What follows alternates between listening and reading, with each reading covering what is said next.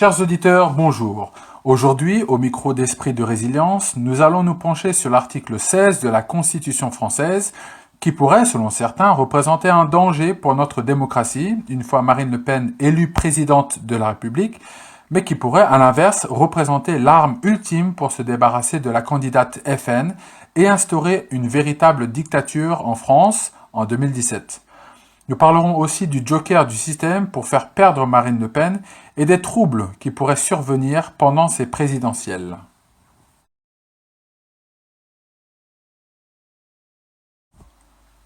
Après l'élection surprise de Donald Trump aux États-Unis, la victoire de François Fillon aux primaires de la droite et du centre et les résultats du référendum anglais en faveur du Brexit, les médias sont à nouveau très prudents quant aux élections françaises. Il y a une sorte de flou apparent quant au futur président, mais il reste encore quelques pronostics pour le second tour, et déjà une certitude pointe son nez.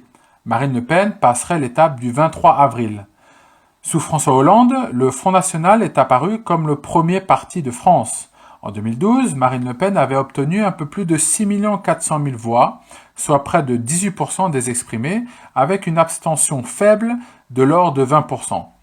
Lors des régionales de décembre 2015, 6 millions d'électeurs avaient soutenu le FN, soit 50% des suffrages exprimés. Il est presque indéniable que Marine Le Pen passera au second tour et pourra même devenir le prochain président français, sauf si un puissant sursaut de mobilisation surgit pour la contrer. Ce serait la dernière carte à jouer du système si Emmanuel Macron, le candidat des banques, se dégonflerait avant le 23 avril. C'est une carte qui a déjà été jouée en 2002 pour contrer Jean-Marie Le Pen. Souvenez-vous, toute la presse s'attendait à un second tour Jacques Chirac-Lionel Jospin, mais pas au face-à-face Jacques Chirac-Jean-Marie Le Pen. Celui que Coluche qualifiait de « nouveau Pétain pour la France » avait refusé le débat coutumier d'entre-deux tours et s'était démarqué de son adversaire avec ses propos.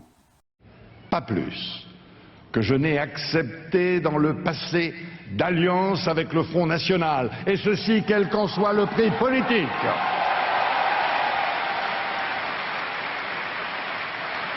Pas plus que je ne l'ai accepté dans le passé, je n'accepterai demain de débat avec son représentant.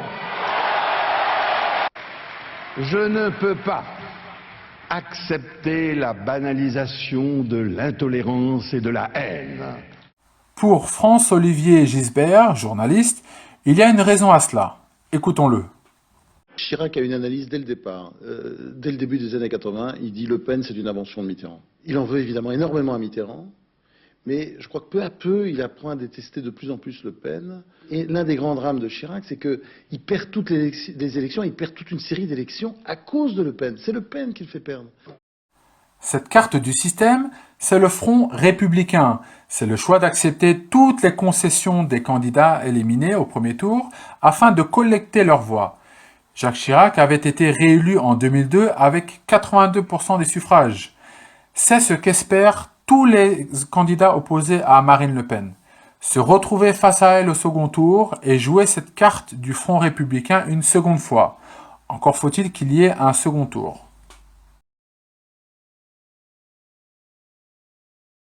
Si Marine Le Pen était élue présidente de la République, elle pourrait avoir entre les mains une arme terrible, celui du recours à l'article 16 de la Constitution française. Mise en œuvre une fois seulement par le général de Gaulle, le 23 avril 1961, après le putsch des généraux à Alger, le texte dit « Lorsque les institutions de la République, l'indépendance de la nation, l'intégrité de son territoire ou l'exécution de ses engagements internationaux sont menacés d'une manière grave et immédiate et que le fonctionnement régulier des pouvoirs publics constitutionnels est interrompu, le président de la République prend les mesures exigées par ces circonstances après consultation officielle du Premier ministre, des présidents des assemblées ainsi que du Conseil constitutionnel. Il en informe la nation par un message. Ces mesures doivent être inspirées par la volonté d'assurer au pouvoir public constitutionnel, dans les moindres délais, les moyens d'accomplir leur mission. Le Conseil constitutionnel est consulté à leur sujet. Le Parlement se réunit de plein droit. L'Assemblée nationale ne peut être dissoute pendant l'exercice des pouvoirs exceptionnels. Après 30 jours d'exercice des pouvoirs exceptionnels, le Conseil constitutionnel peut être saisi par le président de l'Assemblée nationale, le président du Sénat, 60 députés ou 60 sénateurs, aux fins d'examiner si les conditions énoncées au premier alinéa demeurent réunies. Il se prononce dans les délais les plus brefs par un avis public. Il procède de plein droit à cet examen et se prononce dans les mêmes conditions au terme de 60 jours d'exercice des pouvoirs exceptionnels et à tout moment au-delà de cette durée. Certaines voix interprètent cet article comme une arme antidémocratique massive, mais il ne l'est pas. Le président peut, certes, avoir des pouvoirs exceptionnels, mais reste hermétique quant à la séparation des pouvoirs. En effet, les pouvoirs de légiférer et de rendre la justice ne sont pas incorporés de fait dans ces pouvoirs exceptionnels. Existe aussi la possibilité pour le président, en exercice, de prolonger à l'infini la durée de mise en application de ses pouvoirs, car le pouvoir législatif peut, 30 jours après la mise en œuvre de cet article, décider de son terme. Si on devait suivre la logique des détracteurs de Marine Le Pen, qui interprètent cet article comme sa solution finale pour imposer son programme dans l'optique de la non-obtention lors des législatives d'une majorité frontiste, en faisant le lien avec Hitler, qui avait fait la même chose en 1933 et qui avait vu l'avènement du Troisième Reich, on pourrait être en droit de penser que sous une cohabitation, les super-pouvoirs de Marine Le Pen ne dureront que 30 jours. Faire passer le FN pour un parti fasciste et xénophobe n'est pas très malin. Nous avons vu que pour Jacques Chirac, Jean-Marie Le Pen était une invention de Mitterrand. Mais si nous devions poursuivre l'analyse encore plus loin, nous pourrions comprendre que le FN n'est pas ce parti fasciste et xénophobe que tout le monde prétend. Rappelez-vous les propos de Lionel Jospin au micro de France Culture dans l'émission Réplique du 27 octobre 2007. Pendant toutes les années du mitterrandisme, nous n'avons jamais été face à une menace fasciste. Et donc, tout antifascisme n'était que du théâtre. Nous avons été face à un parti, le Front National, qui était un parti d'extrême droite, un parti populiste aussi, à sa façon. Mais nous n'avons jamais été dans une situation de menace fasciste, et même pas face à un parti fasciste. D'abord, le procès en fascisme à l'égard de Nicolas Sarkozy est à la fois absurde et scandaleux. A l'inverse, il ne faut pas oublier que la gauche Jospin-Hollande a créé, entre autres, le fichage ADN des citoyens, le fichage informatique des profils des jeunes scolarisés et des salariés, la possibilité d'intrusion policière et de pose de mouchards sans contrôle d'un juge dans les téléphones, PC, automobiles et domiciles privés, l'état d'urgence et le permis d'interner sans le contrôle préventif d'un juge, un programme de construction de milliers de places de prison, des restrictions du droit de grève et de manifester, le droit pour la police de tirer pour tuer, la mainmise sur les principaux médias par les intérêts privés en conflit d'intérêts permanent, contrairement aux vœux des résistants de 1945. C'est ce qu'on appelle des outils de fascistes.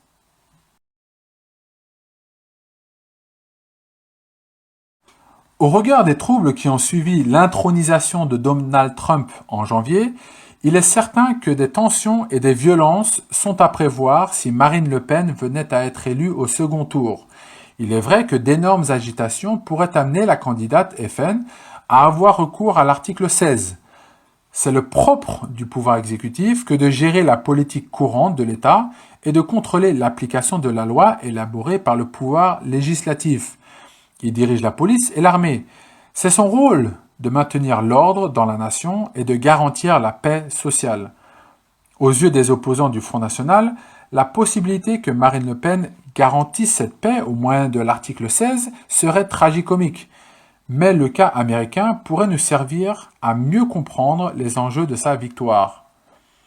Il serait en effet intéressant de savoir qui est derrière les troubles survenus dans les différents États américains après la victoire de Donald Trump.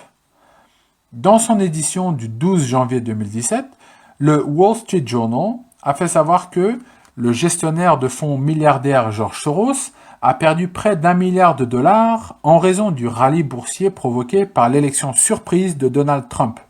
En effet, il avait parié sur une réaction négative des marchés à la victoire du candidat. Il apparaît également que George Soros financerait de nombreuses associations militantes défendant les valeurs progressistes, comme celle du lobby LGBT ou ceux en faveur de l'accueil des réfugiés en Occident. Certaines de ces associations étaient co-organisatrices des marches anti-Trump qui ont eu lieu dans différentes villes américaines et dans le monde depuis le 20 janvier, date d'investiture de Donald Trump. On sait maintenant que Refuse Fascism, qui a semé le chaos dans le campus de l'université de Berkeley le 2 février, afin d'empêcher l'allocution de Milo Yiannopoulos, est soutenu financièrement par l'Alliance pour la justice globale, ou Alliance for Global Justice, elle-même financée par Tides Foundation, une ONG sponsorisée par George Soros. Il est clair que l'objectif fixé par George Soros est de détruire Donald Trump. Lors du Forum économique mondial de Davos, il a affirmé que le nouvel ordre mondial faisait les préparatifs nécessaires pour anéantir complètement tous les projets de Trump. Si ça, c'est pas de la théorie du complot, alors on pourrait se demander maintenant qui veut la peau de Marine Le Pen. Marine Le Pen a clairement mentionné dans ses 144 engagements présidentiels que l'enjeu de ces élections est civilisationnel. Soit le peuple choisit le camp de la souveraineté, soit il choisit le camp des banques.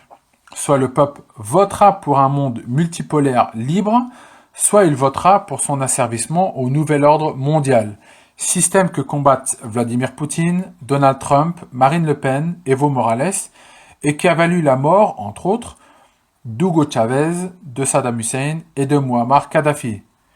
Il n'est donc pas exclu de dire que ces troubles annoncés en France en 2017 seraient le fruit de George Soros et de ses amis globalistes. Que Dieu protège la France. La Constitution, comme n'importe quel texte de loi, subit l'interprétation que l'on en fait. C'est une arme que l'on peut utiliser à bon ou mauvais escient. Qu'une personne s'interroge sur un de ces articles à un moment donné n'est jamais le fruit du hasard. Et il serait bon de juger pourquoi un intérêt pour l'article 16 apparaît à l'aube de la victoire de Marine aux élections de 2017. Ne serait-ce pas plutôt pour avertir le président Hollande de la possibilité qui s'offre à lui? Car en cas de trouble survenant avant le scrutin du deuxième tour, le président Hollande pourrait tout aussi bien déclencher l'article 16 et prolonger ainsi son mandat. Si tel est le cas, le véritable danger pour la démocratie française viendrait de François Hollande et non pas de Marine Le Pen. Voilà, la vidéo est maintenant terminée, j'espère que vous l'avez appréciée. N'hésitez pas à aimer la vidéo, la partager et à vous abonner à la chaîne si vous le voulez. Nous vous invitons également à glisser un commentaire en bas. Nous espérons vous revoir très bientôt sur la chaîne d'Esprit de Résilience.